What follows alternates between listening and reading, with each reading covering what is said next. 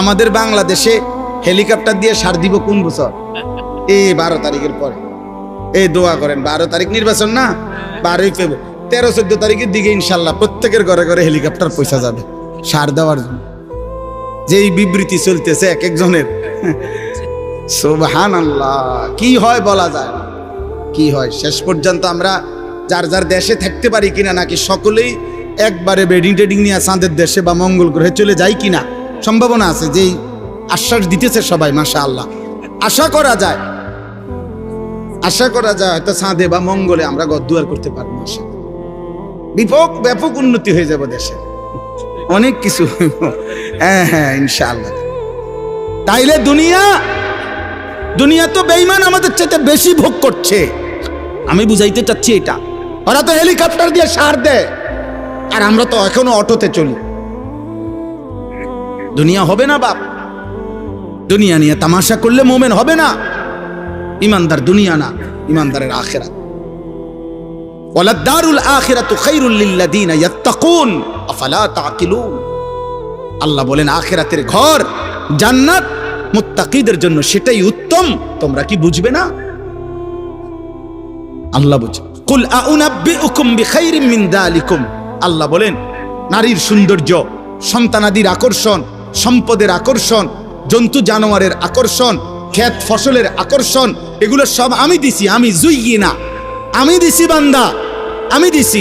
আল্লাহ বলেন এই দুনিয়ার এই সব আয়োজন যা আমি সাজিয়ে দিয়েছি তোমাদের জন্য, তার চাইতে উত্তমটা কি সেটা কি আমি তোমাদেরকে বলবো?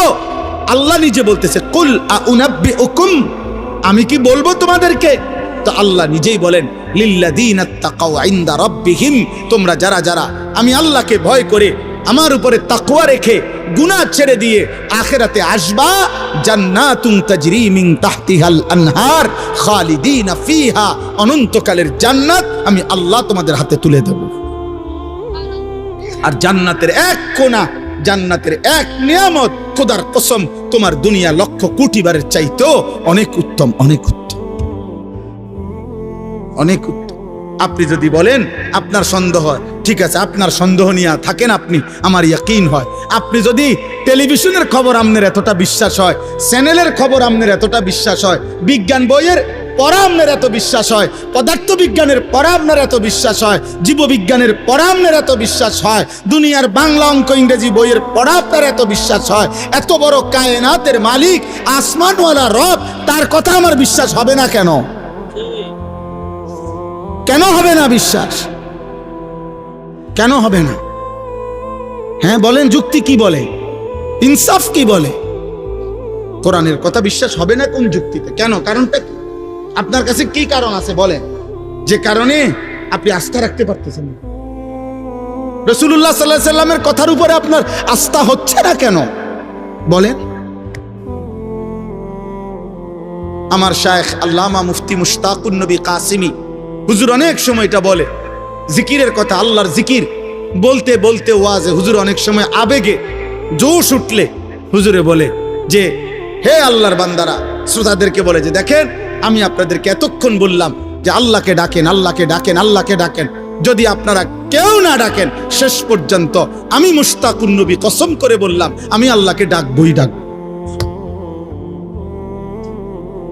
ঠিক তেমনি ভাবে আপনারা হাজারবার প্রত্যাখ্যান করেন, নওজোয়ান ভাই তুমি আল্লাহকে ছেড়ে দাও, বাকি মনে রাখো যাকে ছেড়ে দিছো ও চিরেই তুমি তার কাছেই যেত।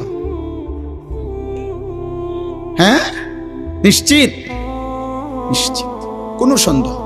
আল্লাহ আমাদেরকে তৌফিক দান করেন, আল্লাহ আমাদেরকে কবুল করে নেন। শেষ আমার ওয়াজ, আমার মূল বক্তব্য কথাই, আপনার কাছে, আমার কাছে, কিশোর ভাই, যুবক ভাই, বয়স্ক বাবা, অনেক বুঝমান আমার অনেক ঘনিষ্ঠ মানুষ আছেন এখানে আপনারা, এবং পর্দার আড়ালের মা বোন, প্রত্যেকের কাছে আমাদের মুসলমান, আমরা আমাদের পরিচয় আমরা মুসলিম, অতএব খোদার কসম এক মুমিন, এক মুসলমানের মূল পরিচয় আখিরাত, মূল ফিকির আখিরাত, মূল চেতনা আখিরাত, মূল প্রস্তুতি আখিরাত, মূল আয়োজন আখিরাত, আখিরাত, আখিরাত। আল্লাহ আমাদেরকে আখিরাতের প্রস্তুতি নেওয়ার তৌফিক দান করেন। আল্লাহ তাআলা বলেন বিসমিল্লাহির রহমানির রহিম আলিফ লাম মিম, এটা কোরআনের একটা মুজিজা। আল্লাহ তাআলা কোরআনুল কারীমের 29টি সূরার শুরুতে এরকম অক্ষর উল্লেখ করে কোরআনের একটা চ্যালেঞ্জ ঘোষণা করেছেন যে, হে পৃথিবীর সমস্ত মুশরিক বেঈমান, যদি তোমাদের কারো মনে হয় কোরআন আমার বন্ধু মুহাম্মদের বানানো, তাহলে কেউ যদি গল্প, কবিতা, প্রবন্ধ নিজে নিজে লেখে, তাহলে অন্যান্য জ্ঞানী গুণী ব্যক্তিরা সেই গল্প, কবিতা, প্রবন্ধের ব্যাখ্যা করতে পারে। কি বুঝাইতে চাইছে অন্যান্যরা এটা দেখলে বুঝে, কারণ বাংলা পড়ছে এরকম তারও অনেকেই, অঙ্ক পড়ছে এটা তারও অনেকেই, ইংরেজি পড়ছে এটা তারও অনেকেই পড়ছে। তো এই জন্য একজনের লিখা, একজনের কবিতা, গল্প অন্যান্য স্যারেরা, অন্যান্য শিক্ষিতরা এটা বুঝাইতে পারে না, ব্যাখ্যা করতে পারে না। তো আল্লাহ তাআলা বলছে, যদি ভাবো কোরআন আমার বন্ধু মুহাম্মদের বানানো, তো সে আর তোমরা একই জনপদের, একই এলাকার, একই ভাষাভাষী, একসাথেই বেড়ে উঠছ, অতএব তার বানানো এই কথা তো তোমরাও ইচ্ছা করলে ব্যাখ্যা করতে পারবা, বুঝাইয়া বলতে পারবা। তাহলে মুহাম্মদের বানানো আলিফ লাম মিম এই 3 অক্ষরের অর্থ কি? কও কও কও, তোমার আব্বারে ডাকো, তোমার 14 গোষ্ঠীরে ডাকো, যা কও এটার অর্থ কি। এরকম 29টা সূরার শুরুতে আল্লাহ তাআলা এমন আয়াত নাজিল করেছেন, একবারও বলতে পারে নাই, আজও বলতে পারে নাই। অতএব প্রতিবার প্রমাণিত কোরআন আল্লাহর কালাম। কার কালাম? মানুষের কালাম হলে যেই কোনো জ্ঞানী গুণী এটা ব্যাখ্যা করে বলতে পারত।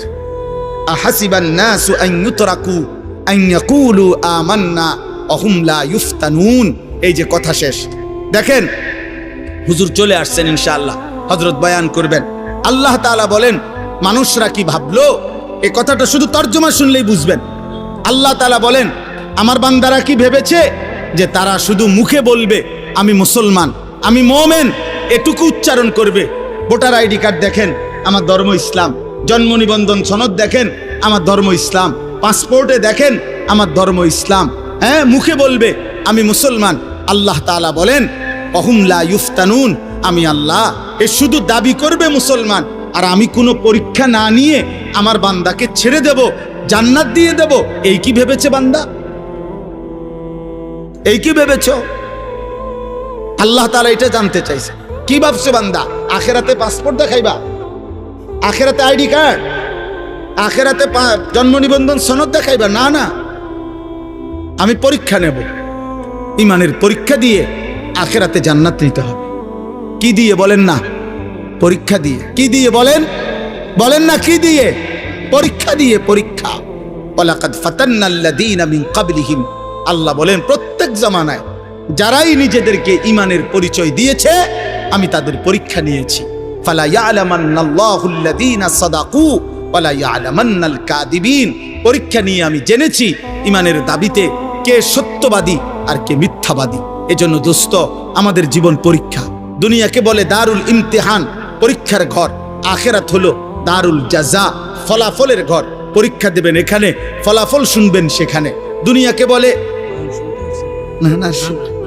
দুনিয়াকে বলে দারুল আমাল, আমলের ঘর। আখিরাতকে বলে দারুল হিসাব, হিসাবের ঘর। দুনিয়াকে বলে দারুল মিহান, মেহনতের ঘর। আখিরাতকে বলে দারুল জাযা, ফলাফল, প্রতিদানের ঘর। মেহনত করবেন এখানে, প্রতিদান পাবেন সেখানে। আমল করবেন এখানে, হিসাব পাবেন ওইখানে। পরীক্ষা দেবেন এখানে, ফলাফল শুনবেন ওইখানে। কথা বুঝছেন কি না বলেন? পরীক্ষা দিতে হবে। এন্ড পরীক্ষাটা কি?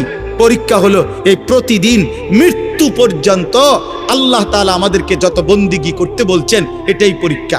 প্রত্যেকটা ইবাদত এটাই পরীক্ষা। প্রতিটা গুনাহ ছেড়ে দেওয়া এটাই পরীক্ষা। প্রতিটা আদেশ পালন করা এটাই পরীক্ষা। প্রতিবার নামাজের ওয়াক্ত হয় এটাই পরীক্ষা। সেজদা দিচ্ছেন না ছেড়ে দিচ্ছেন। প্রতি বছর পরীক্ষা, যাকাত দিচ্ছেন না ছেড়ে দিচ্ছেন। প্রতি রমজান পরীক্ষা, রোজা রাখছেন না নাকি রাখছেন না।